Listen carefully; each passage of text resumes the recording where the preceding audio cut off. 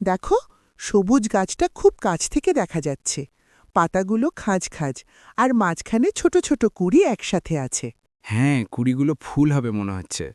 যখন আমরা কিছু লক্ষ্য করি বা মানি, তখন ইংরেজিতে বলি অ্যাকনলেজ। মানে কি, একটু সহজ করে বলো। অ্যাকনলেজ মানে কিছু দেখেছি, বুঝেছি বা মেনে নিয়েছি বলা। যেমন আমরা গাছের নতুন কুঁড়ি দেখেছি বলে মাথা নেড়ে বলি, হ্যাঁ দেখেছি। আচ্ছা, মানে লক্ষ্য করা আর বলা। হ্যাঁ, অ্যাকনলেজের মতো শব্দ আছে recognise, accept, admit, notice, confirm. এগুলো মানে কিছু আছে বা হয়েছে বলে মানা। বুঝতে পারছি।